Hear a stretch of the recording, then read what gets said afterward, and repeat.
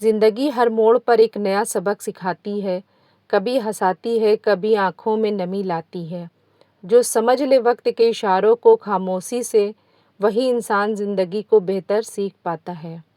ये एक शायरी नहीं है, ये ज़िंदगी का एक वो लाइन है जो हकीकत है।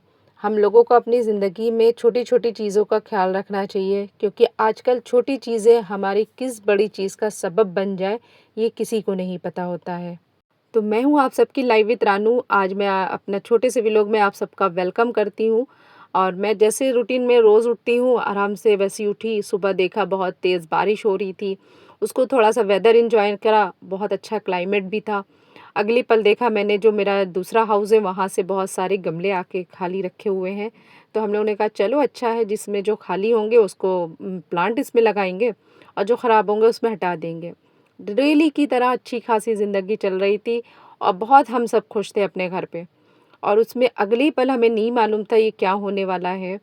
तो ये चीज़ को आप लास्ट तक ज़रूर देखिएगा, क्योंकि हमारे घर में छोटे बच्चे, बड़े-बूढ़े सब होते हैं और ये चीज़ें किसी के साथ भी हो सकती है, क्योंकि ये डेली रूटीन से जुड़ी हुई चीज़ है।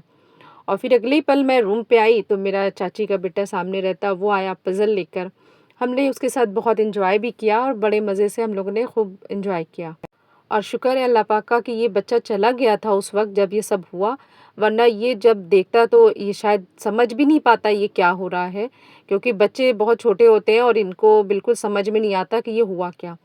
और अच्छे से ये खेल रहा था, मैं भी इसके साथ एन्जॉय कर रही थी, मैंने इसकी वीडियो शूट करी।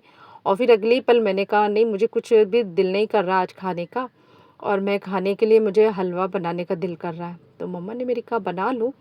तो फिर इसके साथ मैंने इसकी वीडियो शूट करने के बाद मैं किचन में गई आराम से, और फिर मैंने वहाँ पर सूजी वगैरह जैसे भूंजी और उसके बाद पानी चढ़ा दिया इसको। अब मैंने कहा आराम से चलो हलवा बना के आज खाते हैं। मुझे नहीं पता था कि आज ये हलवा मेरे लिए इतना बड़ा बन जाएगा सबक। और इसको मैंने आराम से बहुत खुशी से बनाया कि चलो आज मज़े से हलवा बनाते हैं। और हलवा बनाते समय भी मुझे कुछ भी माइंड में नहीं था, आराम से मैंने कहा इसको खाएँगे, फिर उसके बाद जैसे मेरी रूटीन चलती है, वीडियो वॉचिंग और ये सब मैं करूँगी आराम से, और घर की काम कर लूँगी। और फिर उसके बाद हमने ने ये किया, उसके बाद मैं जब रूम पे गई, तो बस मुझे थोड़ा-सा हल्का-सा मेरे कान पे कुछ अजीब लग रहा था। मैंने इसको खाया, जब मेरा ये हलवा बन के रेडी हो गया, उसके बाद मैं जस्ट 10 मिनट या 5 मिनट ही हुआ था। मैं आराम से बैठ गई रूम पे और मैंने कहा मुझे कुछ कान में भारी-भारी सा लग रहा है। तो मैंने मम्मी से भी बताया, अपनी सिस्टर को भी बताया, तो उन लोगों ने बोला नहीं ऐसा ही है, कभी-कभी नहा के आओ तो पानी लगता है कि कुछ कान पे रह गया। तो मैंने कहा पता नहीं क्यों आज मुझे बहुत ज़्यादा लग रहा है अजीब-सा। तो उसके बाद मैंने कहा नहीं कुछ तो है। तो मम्मा ने कहा देख लो, नहीं तो चलो डॉक्टर को दिखा देंगे। मैंने कहा नहीं इतनी बड़ी बात नहीं लग रही है और कान पे कुछ ऐसे ही लग रहा है। बस यही सारी बातें चल रही थी और हम कुछ भी नहीं सोच रहे थे।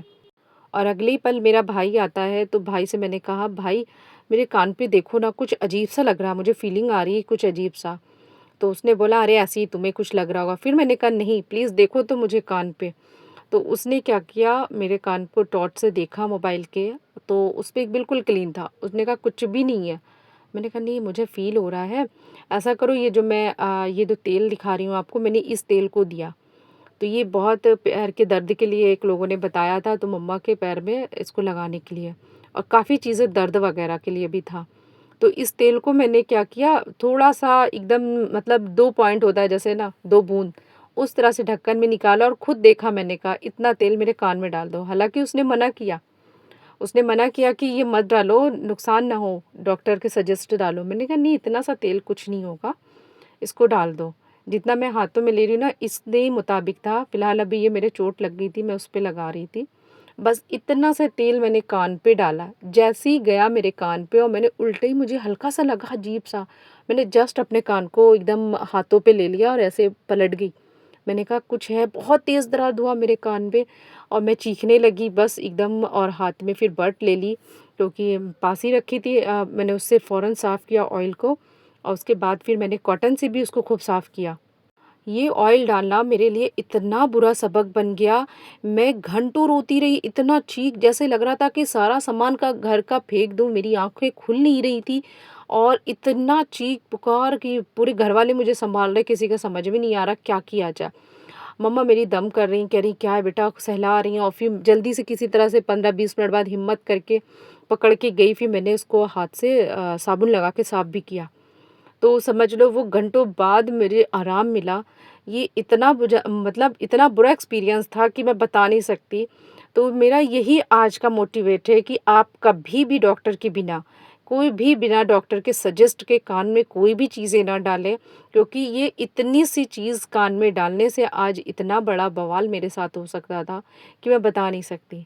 मानो मुझे लग रहा था मेरी जान निकल गई है, और ऐसा एक्सपीरियंस मैं ज़िंदगी में कभी दोबारा नहीं देखना चाहूँगी। कम से कम मैं 2 घंटे रोई थी, और बस इसी तरह से बस अल्लाह से दुआ माँग रही थी कि मुझे ये रिलीफ़ मिल जाए। तो बस यही मेरा एक है आप लोगों से कि कभी भी हो तो आप लोग अपने बच्चे, बड़े-बूढ़े किसी को भी बिना सजेस्ट के कोई भी कान में ऐसी चीज़ें ना डालें, जो ये हमारे लिए ख़तरा हो। तो प्लीज़ ध्यान रखिएगा, दुआओं में याद रखिएगा। मिलते हैं फिर हम अपने नेक्स्ट व्लॉग के साथ। अगर आपको ये अच्छा लगा हो तो प्लीज़ लाइक, शेयर ज़रूर करिएगा, ताकि आगे ये कभी किसी के साथ हादसा ना हो। अल्लाह हाफ़िज़।